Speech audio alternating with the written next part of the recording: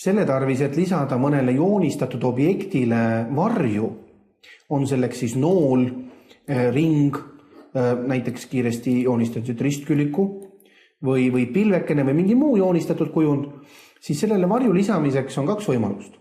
Esiteks te saate kasutada joon ja täide tööriistaribal olevat nuppu, vari, ja see lisab koheselt objektile vaikimisi varju.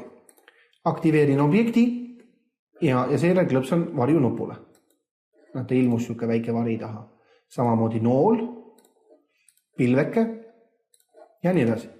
Juhul, kui te soovite natuke täpsemalt määrata, varju värvi näiteks, kaugust ja nii edasi, siis selle jaoks kõigepealt tuleks ära valida objekt, millele te soovite varju lisada ja seejärel valida vormindusmenüüst siis selline valik nagu ala.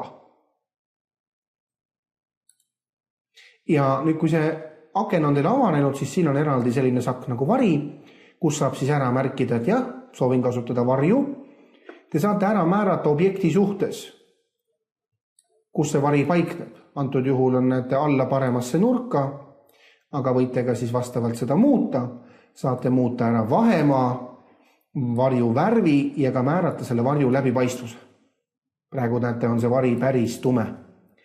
Nüüd mina näiteks valin ja jälgige palun, kui te siin muudate seda näidist, siin on hästi näha, vahemaa näete kaugemaks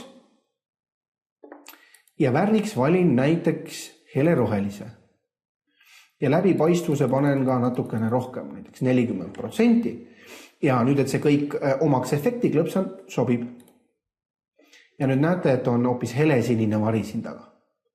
Juhul, kui ma soovin varju eemaldada, klõpsan soovitud objektil ja ma võin selle nupu siit lihtsalt välja lülitada tööriista riba pealt.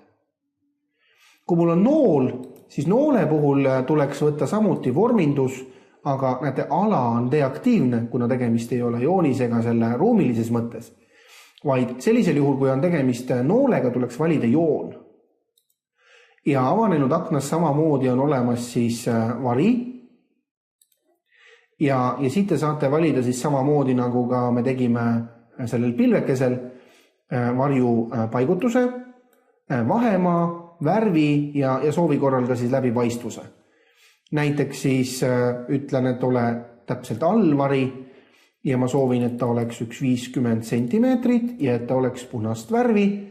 Seejärel klõpsan nupul sobib ja näete, et varjul on all või noolel, antud juhul tõstan selle eemale, on all punane vari.